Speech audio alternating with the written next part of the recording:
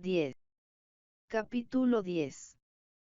La Iglesia Imperial 313 a 476 DC. Segunda parte. Fundación de Constantinopla. División del Imperio. Supresión del paganismo. Controversias y concilios. Nacimiento del monacato. Al poco tiempo del reconocimiento del cristianismo como religión del Imperio Romano, una nueva capital se escogió, construyó y estableció como la sede de autoridad. Este acontecimiento trajo resultados importantes para la Iglesia y el Estado. Constantino comprendió que Roma estaba íntimamente asociada con la adoración pagana, llena de templos y estatuas, inclinada fuertemente a la adoración antigua, una ciudad dominada por tradiciones paganas. Además, su posición geográfica en medio de una gran llanura la exponía al ataque de los enemigos. En los primeros tiempos de la República, enemigos extranjeros sitiaron la ciudad más de una vez.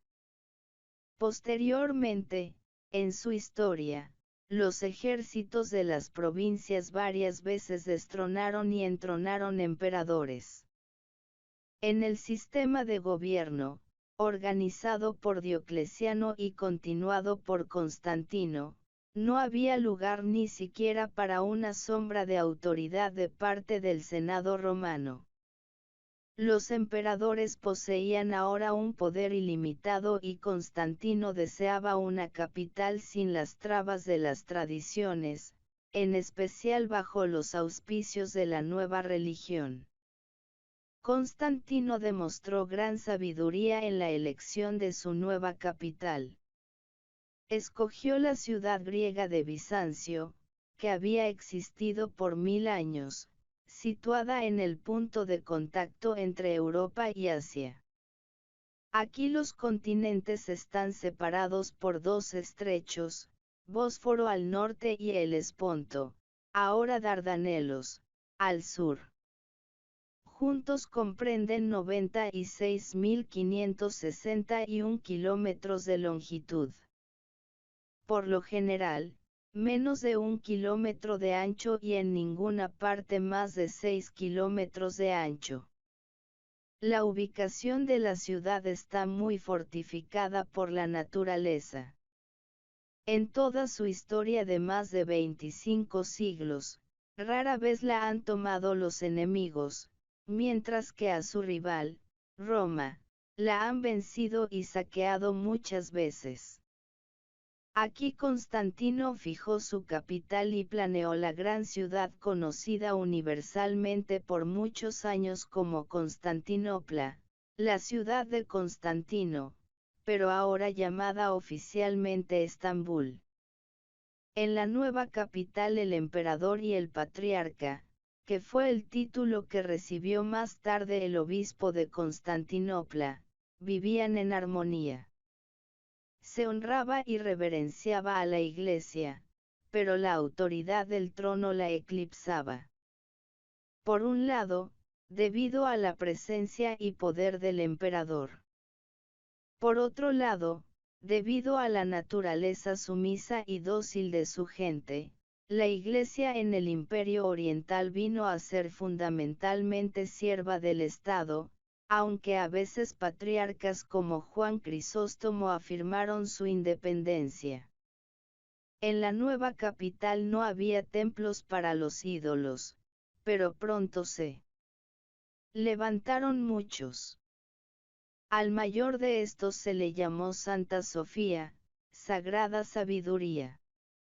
Su construcción se debió a Constantino, pero después de su destrucción por incendio lo reconstruyó el emperador Justiniano, 537 DC, de un modo tan magnífico, que superó cualquier otro templo de su época.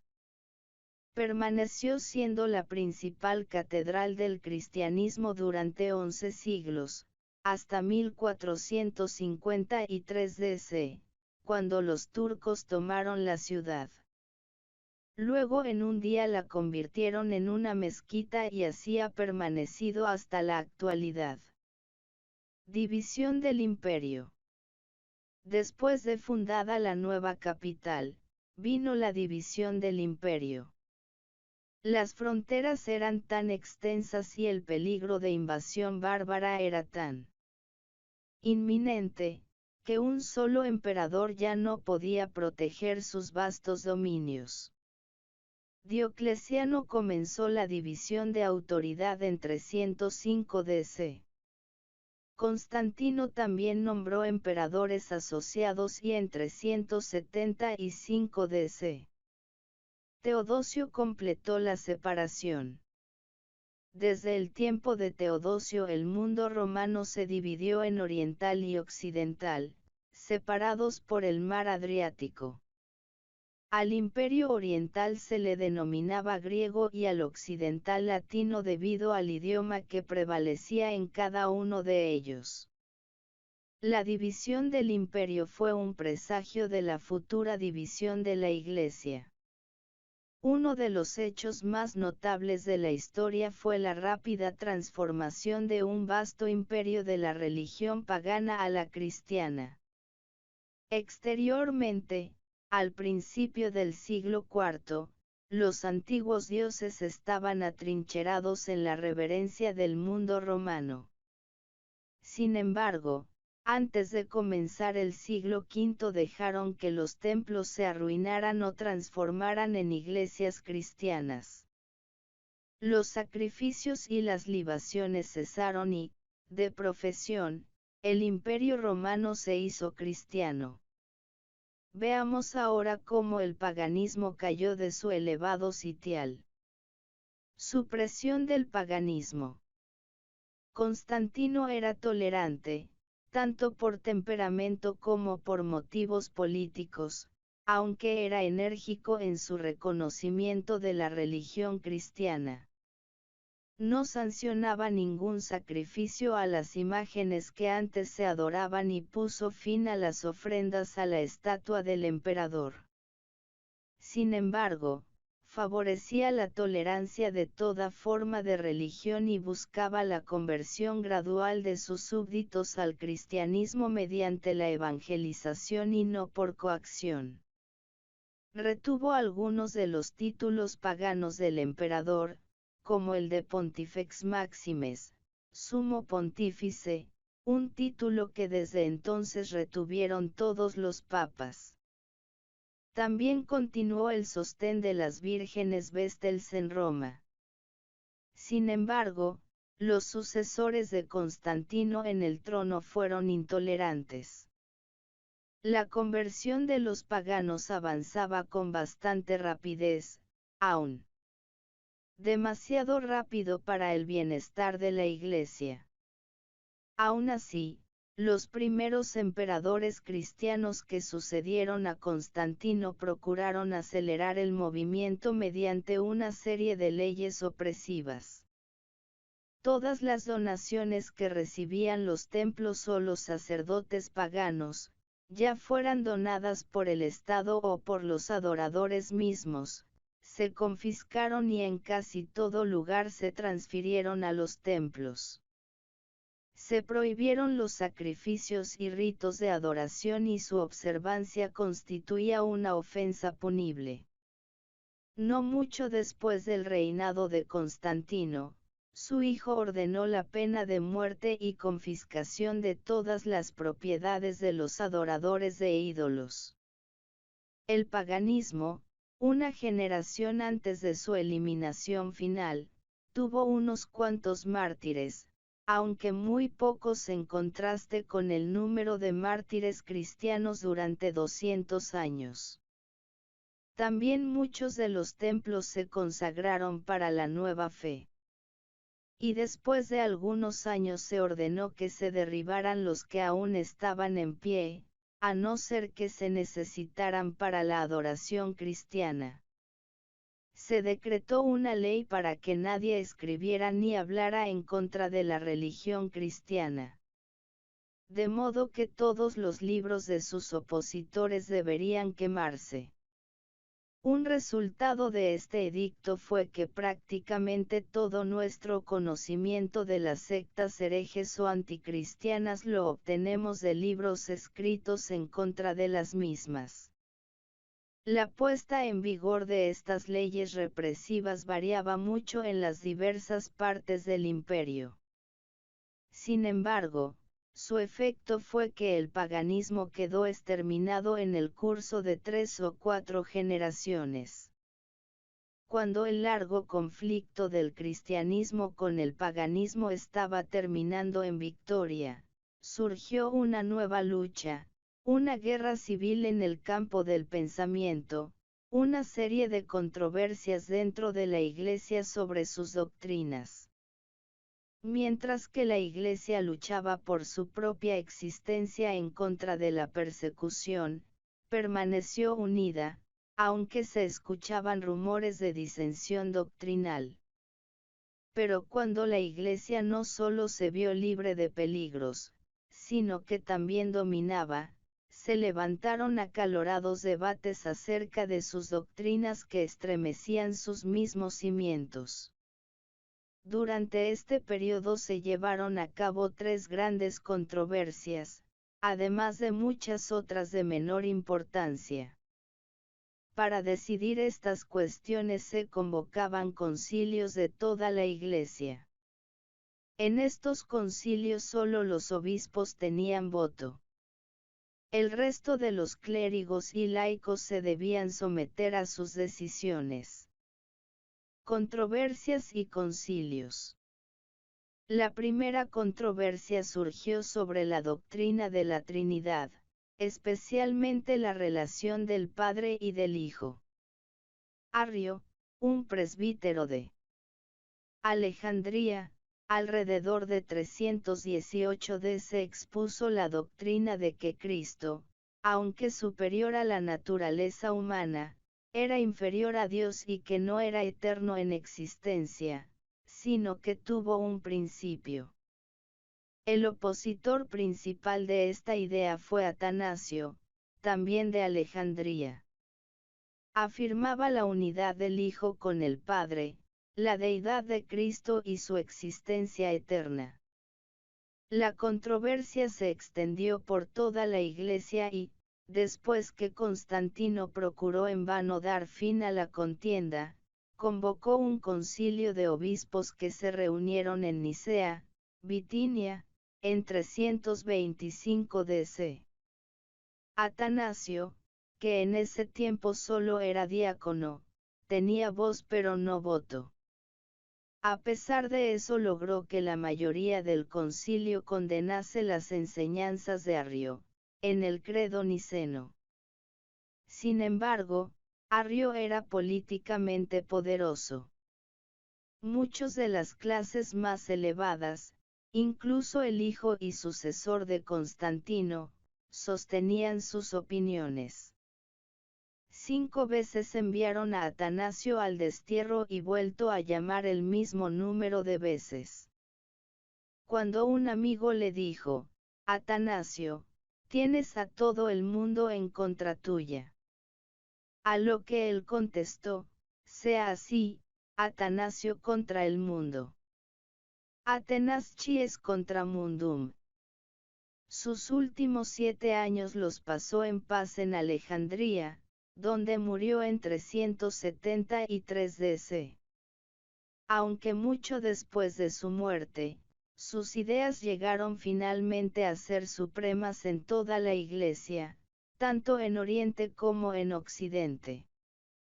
Se establecieron de forma definitiva en el credo de Atanasio, que en una época se creyó que lo había escrito Atanasio, mas posteriormente se descubrió lo contrario. Después vino la controversia sobre la naturaleza de Cristo.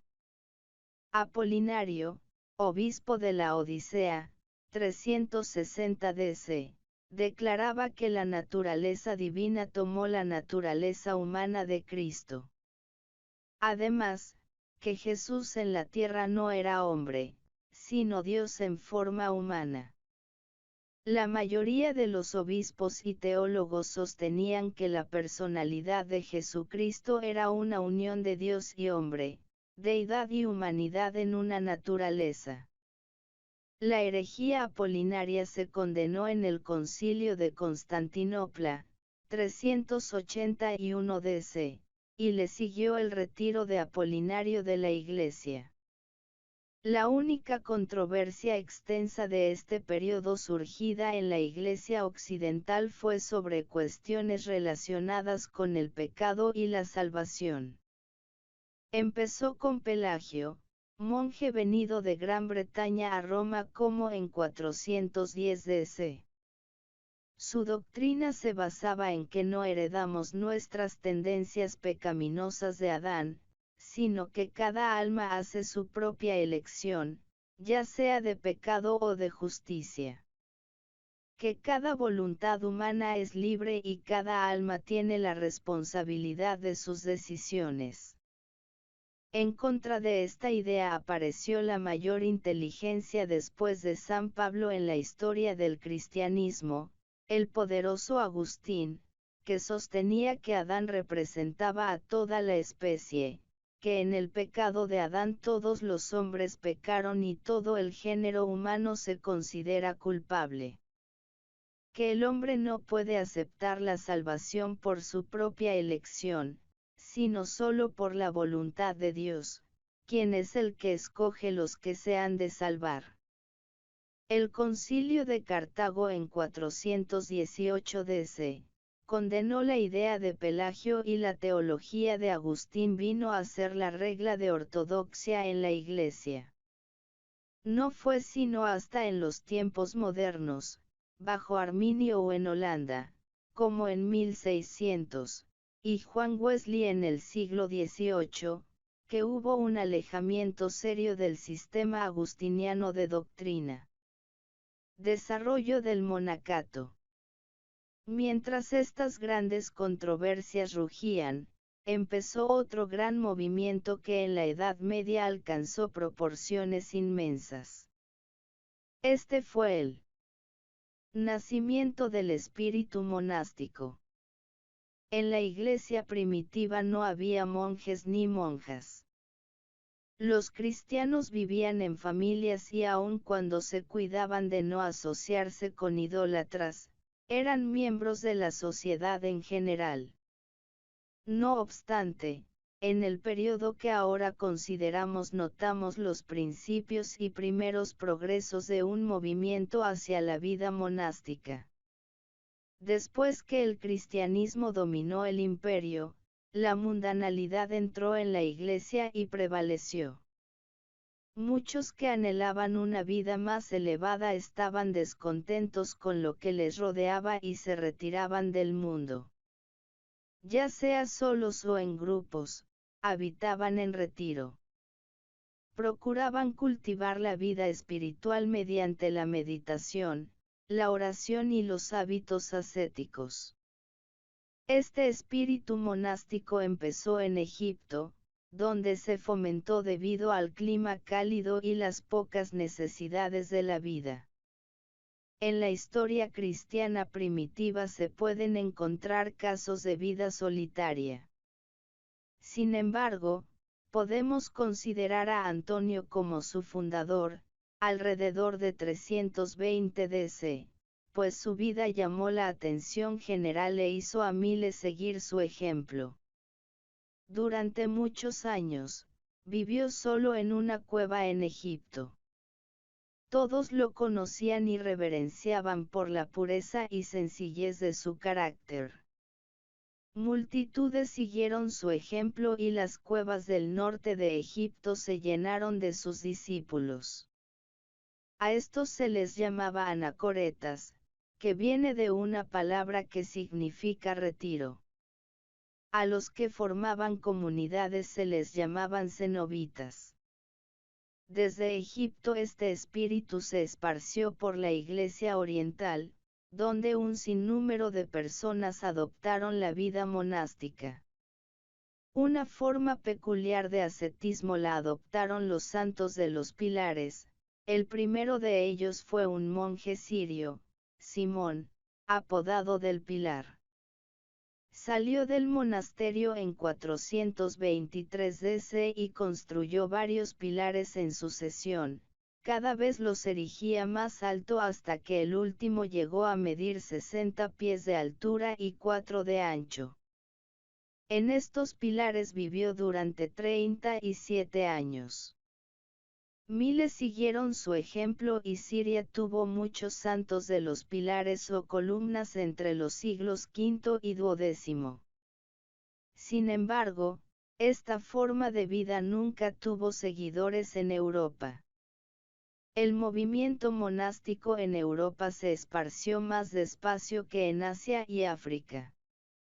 La vida solitaria e individual de la seta pronto trajo como resultado en Europa el establecimiento de monasterios, donde el trabajo estaba unido a la oración. La ley de Benedicto, que fue la que más se usó para organizar y dirigir los monasterios de Occidente, se promulgó en 529 DC. El espíritu monástico se desarrolló en la Edad Media y lo veremos de nuevo en la historia.